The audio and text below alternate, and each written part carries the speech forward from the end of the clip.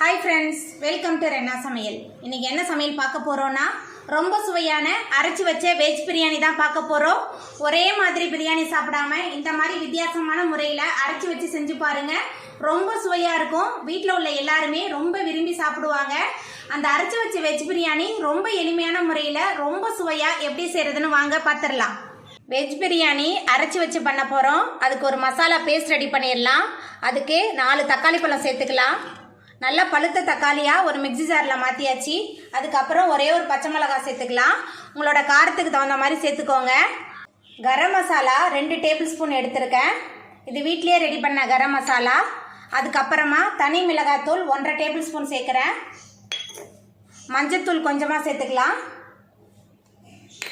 அதுக்கப்புறமா இஞ்சி பூண்டு விழுது 2 டேபிள் ஸ்பூன். புதினாவும் கொத்தமல்லியும் ஒரு கைப்பிடி சேர்த்துக்கலாம். சேர்த்துட்டு எல்லாத்தையும் அரைச்சிட்டு வந்துடலாம். மிக்சியில் மாற்றிட்டு நல்லா விழுத அரைச்சிட்டு வந்தாச்சு. நல்ல மணமாக இருக்குது இந்த மசாலா. இப்போ பிரியாணி எப்படி பண்ணுறதுன்னு பார்த்துடலாம். வெஜிடபிள் பிரியாணி பண்ணுறதுக்கு ஒரு அடிகனமான பாத்திரம் வச்சுருக்கேன். அதில் 4 டேபிள் ஸ்பூன் எண்ணெய் சேர்த்துடலாம். எண்ணெய் சேர்த்தாச்சு. அதுக்கப்புறமா 1 டேபிள் ஸ்பூன் நெய் சேர்த்துக்கலாம். எண்ணெயும் நெய்யும் நல்லா சூடாகி வரட்டும். எண்ணெயும் நெய்யும் நல்லா சூடாகி வந்துட்டு இதில் பட்டை, கிராம்பு, ஏலக்காய், பிரியாணி இலை சேர்த்துடலாம். நம்ம சேர்த்த பட்டை, கிராம்பு, ஏலக்காய், பிரியாணி இலை எல்லாமே நல்லா பொரிஞ்சு வரட்டும். நம்ம சேர்த்த பட்டை, கிராம்பு, ஏலக்காய், பிரியாணி இலை எல்லாமே நல்லா பொரிய ஆரம்பிச்சிருச்சு. இப்போ இதில் நீல வாக்கில் நறுக்குன 2 பெரிய வெங்காயம் சேர்த்துடலாம்.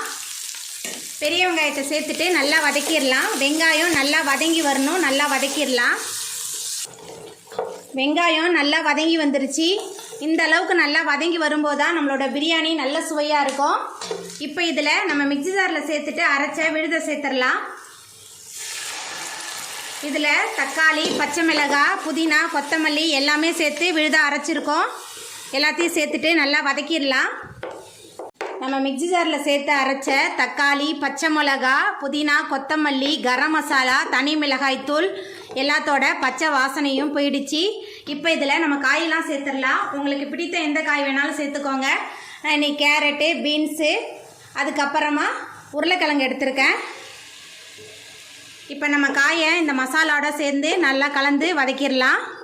நம்ம சேர்த்த கேரட், பீன்ஸ், உருளைக்கிழங்கு 3மே மசாலாவோட சேர்ந்து நல்லா கலந்து வதங்கி வந்துருச்சு. இப்போ இதில் உப்பு சேர்த்துக்கலாம். பிரியாணிக்கு தேவையான அளவுக்கு உப்பு சேர்த்துக்கிறேன். உப்பு சேர்த்துட்டு நல்லா கலந்து விட்டு வதக்கலாம். உப்பு சேர்த்து நல்லா வதக்கியாச்சு. இப்போ இதில் நம்ம தண்ணி சேர்த்துக்கலாம். நான் இந்த டம்ளரால் 2 டம்ளர் அரிசி எடுத்திருக்கனால 4 டம்ளர் தண்ணி எடுத்திருக்கேன்.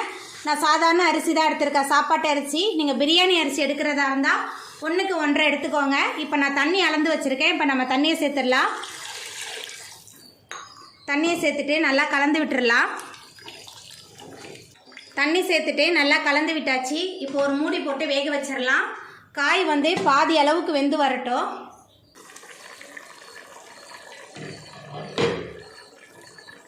காய் அரை வேக்காடு நல்லா வெந்து வந்துருச்சு. இப்போ இதில் நம்ம அரிசியை சேர்த்துடலாம். 2 டம்ளர் அரிசி எடுத்திருக்கேன், சாப்பாட்டு அரிசி தான் எடுத்திருக்கேன். அரிசியை சேர்த்துடலாம். அரிசியை சேர்த்துட்டு நல்லா கலந்து விட்டுடலாம். அரிசி சேர்த்துட்டு நல்லா கலந்து விட்டாச்சு. இப்போ இதில் அரை மூடி எலுமிச்சப்பழத்தோட சாறு சேர்த்துடலாம். எலுமிச்சப்பழ சாறு சேர்த்துட்டு நல்லா கலந்து விட்டுடலாம். இப்போ மேலால் 1 டேபிள் ஸ்பூன் நெய் சேர்த்துக்கலாம். நெய் சேர்த்துட்டு மூடி போட்டுடலாம். அடுப்பை மிதமான தணலில் வச்சு 15 நிமிஷத்துக்கு தம் போட்டுடலாம். திறந்து பார்த்துடலாம்.